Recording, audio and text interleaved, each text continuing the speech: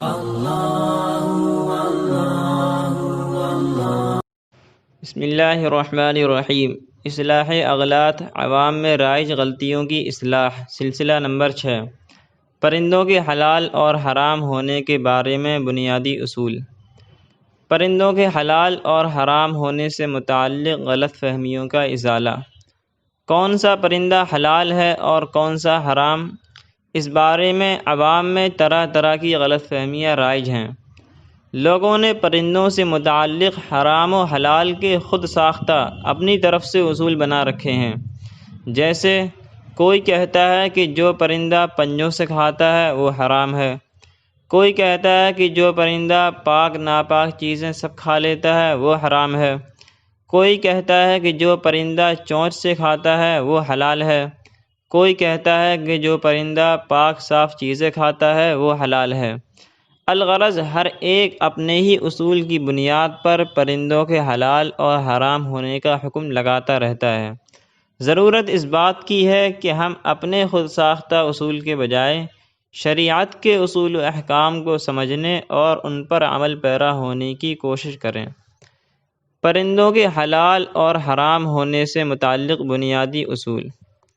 کچھ پرندے تو ایسے ہیں جن کے بارے میں احادیث مبارکہ سے صراحت سے صاف طور پر حلال اور حرام ہونا ثابت ہوتا ہے، جیسے مرغی اور سرخاب کہ ان کا حلال ہونا احادیث سے ظاہر ہے۔ البتہ بہت سے پرندے ایسے ہیں جن کے بارے میں قرآن و سنت میں کوئی صریح اور صاف حکم مذکور نہیں کہ ان کا نام لے کر کوئی حکم بیان فرمایا گیا ہو، بلکہ ان کے بارے میں چند اصولی باتیں قرآن و سنت میں مذکور ہیں، جن کی روشنی میں حضرات ائمہ مجتہدین اور فقہائے امت رحمہم اللہ نے ان پرندوں کے حلال اور حرام ہونے کا فیصلہ فرمایا ہے۔ یہاں ان اصول کو چند وضاحتوں کے ساتھ ذکر کرتے ہیں جن سے عوامی غلطیوں کا ازالہ ہو سکے گا انشاءاللہ۔ پرندوں میں سے دو طرح کے پرندے حرام ہیں۔ نمبر 1، وہ پرندے جن کی طبعی اور فطری غذا کھانے کی خوراک ہی مردار اور نجاست خوری ہو، یعنی وہ پرندے عام طور پر مردار اور گندگی ہی کھاتے ہوں، جیسے گدھ کہ وہ ہے ہی مردار خور، مرا ہوا کھانے والا۔ نمبر 2، وہ پرندے جو پنجوں سے شکار کرتے ہیں، چیر پھاڑ کرتے ہیں، جیسے چیل، عقاب وغیرہ۔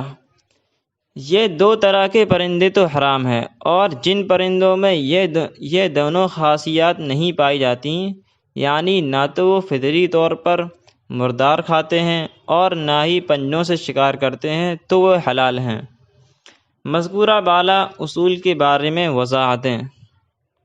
نمبر 1، پہلے اصول میں یہ قید لگائی گئی ہے کہ جن کی طبعی اور فطری غذا ہی مردار خوری اور گندگی کھانا ہو وہ حرام ہیں۔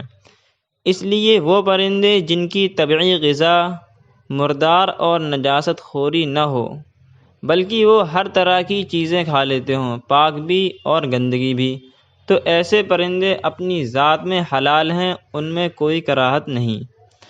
اس کی واضح مثال مرغی کی ہے کہ وہ ہر طرح کی چیزیں کھا لیتی ہے، کیڑے مکوڑے تلاش کر کے کھاتی رہتی ہے، لیکن اس بنا پر کوئی بھی اس کو ناجائز نہیں کہتا، بلکہ اس کو کھانے کا معمول تو ہر دور میں رہا ہے، حتیٰ کہ خود حضور اقدس صلی اللہ علیہ وسلم نے بھی مرغی تناول فرمائی، جو کہ اس کے حلال ہونے کی واضح دلیل ہے، جیسا کہ صحیح بخاری حدیث نمبر 5517 میں ہے کہ حضرت ابو موسیٰ اشعری رضی اللہ عنہ فرماتے ہیں کہ میں نے خود حضور اقدس صلی اللہ علیہ وسلم کو مرغی تناول فرماتے ہوئے دیکھا۔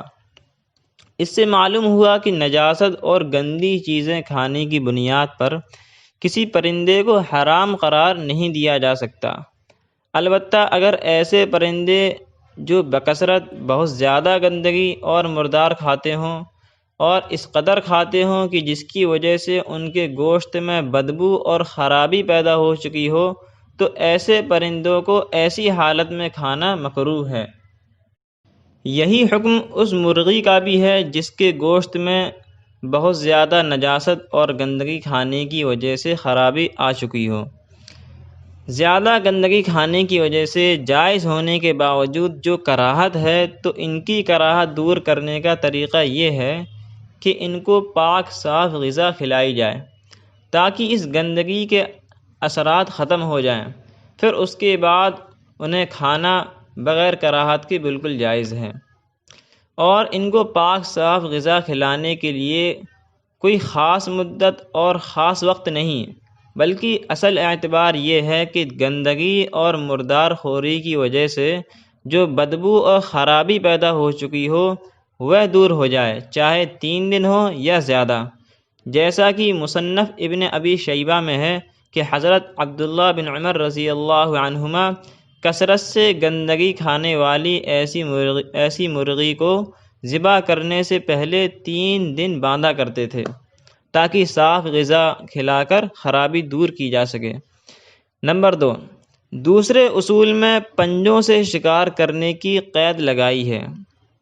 اس سے معلوم ہوا کہ جو پرندے پنجوں سے شکار نہیں کرتے، یعنی کہ وہ شکاری نہیں ہیں بلکہ پاؤں سے غذا پکڑ کر کھاتے ہیں یا پاؤں سے کوئی چیز اٹھا کر لے جاتے ہیں، تو وہ حرام نہیں بلکہ پنجوں سے شکار کرنے والے حرام ہیں۔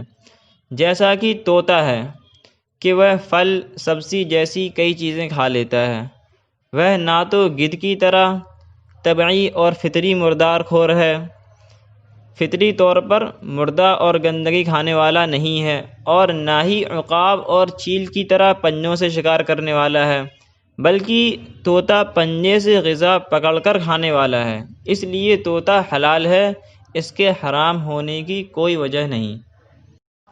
تنبیہ: پرندوں کے حلال اور حرام ہونے سے متعلق اوپر ذکر کیے گئے اصول سے ایک تو عوام کی غلط فہمیاں دور ہوں گی، دوسرے یہ کہ کئی پرندوں کا حکم معلوم ہو سکے گا۔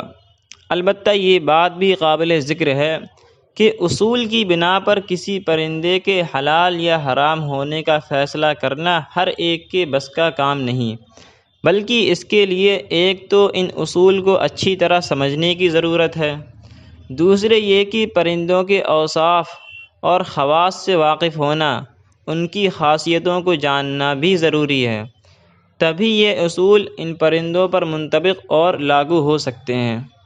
اس لیے عوام کے لیے بہتر یہی ہے کہ وہ مستند اور معتبر اہل علم سے رہنمائی لیتے رہیں۔ چند حلال پرندے: بغلہ، ہدہد، قمری، کبوتر یا فاختے کی قسم کا ایک پرندہ جس کی آواز بہت ہی گونجدار ہوتی ہے۔ فاختہ، سارس، سرخاب، لٹورا ایک قسم کا پرندہ جو چڑیوں کا شکار کرتا رہتا ہے۔ مور مرغابی پانی میں رہنے والا ایک مشہور پرندہ۔ کبوتر، چڑیا، طوطا، مینا، بطخ، تیتر، بٹیر، بلبل، چکور سرخاب کی نسل کا ایک پرندہ۔ شتر مرغ۔ چند حرام پرندے: چیل، باز، شکرا ایک شکاری پرندہ ہے۔ عقاب چیل کی طرح ایک طاقتور بلند پرواز شکاری پرندہ۔ شاہین، گدھ، چمگادڑ، الو۔ تفصیلات کے لیے یہ کتابیں دیکھیں: الموسوعۃ الفقہیہ الکویتیہ، فتاوی عالمگیری، فتاوی محمودیہ، فتاوی رحیمیہ، بہشتی زیور، وساوس اور حقائق از مفتی محمد رضوان صاحب دامت ظلہم۔ احادیث مبارکہ اور فقہی عبارات: فی سنن ابی داود عن ابن عباس رضی اللہ عنہما انہ قال نہى رسول اللہ صلی اللہ علیہ وسلم عن اکل کل ذی ناب من السبع وعن کل ذی مخلب من الطیر۔ وفی المصنف لابن ابی شیبہ عن ابراہیم قال كانوا يكرهون من الطير ما أكل الجيف۔ وفي الهداية قال ولا يجوز أكل ذي ناب من السباع ولا ذي مخلب من الطيور لأن النبي عليه الصلاة والسلام نهى عن أكل كل ذي مخلب من الطيور وكل ذي ناب من السباع إلى قوله قال ولا بأس بغراب الزرع لأنه يأكل الحب ولا يأكل الجيف وليس من سباع الطير۔